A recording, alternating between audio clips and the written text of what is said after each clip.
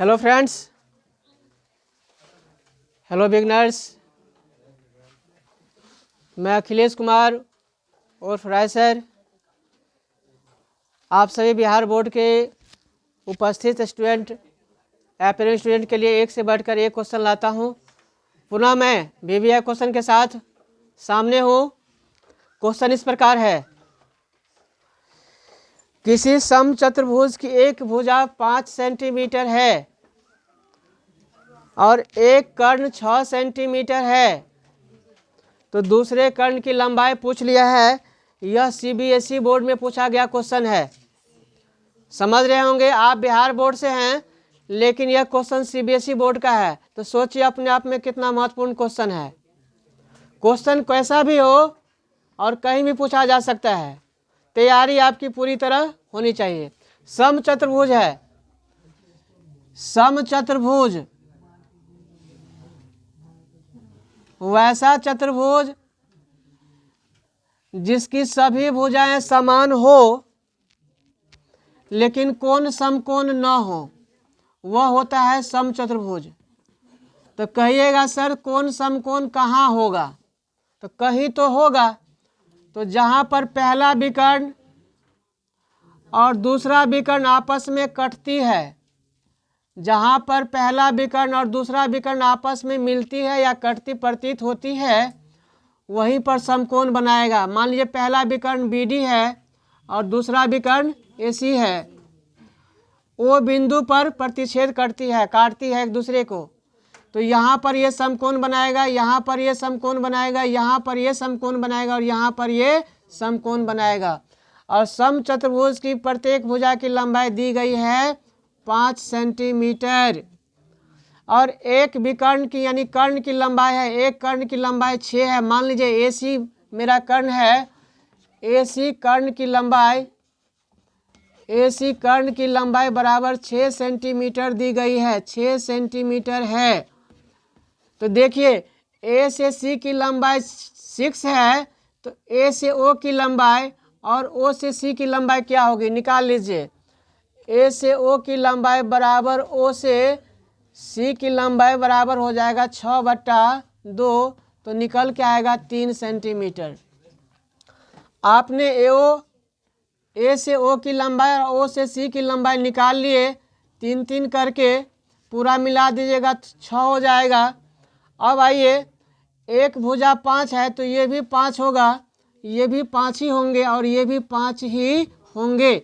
सारी भुजा बराबर समचतुर्भुज वैसा चतुर्भुज जिसकी सभी भुजाएं समान हो और प्रत्येक कोण समकोण न हो।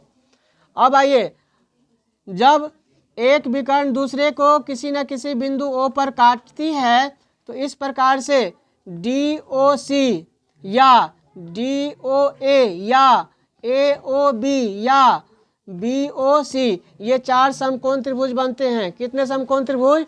4 समकोण त्रिभुज बनते हैं। तो किसी एक समकोण त्रिभुज में हम इसका मान रखेंगे, अगला मान को निकाल लेंगे। तो चलते हैं समकोण त्रिभुज AOD में। समकोण त्रिभुज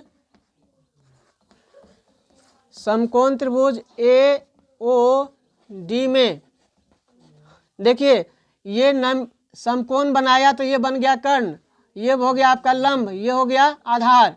तो आपको क्या मालूम है? आधार मालूम है और यह कर्ण की लंबाई मालूम है, तो निकल गया आपका क्या? लंब की लंबाई निकाल लेंगे। लंब की लंबाई किस रूप में? OD के रूप में। तो लंब OD बराबर लिख लीजिए, लंब OD की लंबाई बराबर हो जाएगा √अंडर कर्ण का वर्ग यानी AD का वर्ग माइनस AO का वर्ग, आधार का वर्ग, AO का वर्ग, है ना। AD का मान 5 है तो 5 का वर्ग और माइनस 3 का वर्ग, 5 का वर्ग हो जाएगा 25 और 3 का वर्ग हो जाएगा 9। 25 में से 9 गया तो निकल के आएगा 16 और 16 का हो जाएगा वर्गमूल 4। अब देखिए O से D की लंबाई 4, तो फिर O से B की लंबाई ये भी कितना होगा? 4 ही होगा। तो पूरा लंबाई कितना हो जाएगा? 8 हो जाएगा। दूसरे विकर्ण की लंबाई पूछ लिया था, तो लिखेंगे अतः दूसरे विकर्ण की लंबाई दूसरे विकर्ण की लंबाई बराबर दूसरे विकर्ण बी डी बराबर लिखेंगे 2 गुना ओ डी की लंबाई। 2 गुना ओ डी का मान हो गया 4, तो 2 चौका 8 सेंटीमीटर। तो आपने सीख लिया, जो अगर एक भुजा दी गई हो और एक विकर्ण की लंबाई दी गई हो तो दूसरे विकर्ण की लंबाई हम लोग इस प्रोसेस से आसानी पूर्वक निकाल सकते हैं, है ना। इसी में अगर पूछ लेगा समचतुर्भुज का क्षेत्रफल क्या होगा तो आप फटाक से लगा दीजिएगा 1/2 गुना विकर्णों का गुणनफल। इससे यहाँ से ये भी आप समझ जाएंगे। अगर आप सभी को अच्छा लगा हो तो ज़रूर इस चैनल को इतना शेयर कर दीजिए जो आपका प्रेम प्यार हमेशा हमें मिलता रहे। तब तक के लिए बाय बाय और जय हिंद।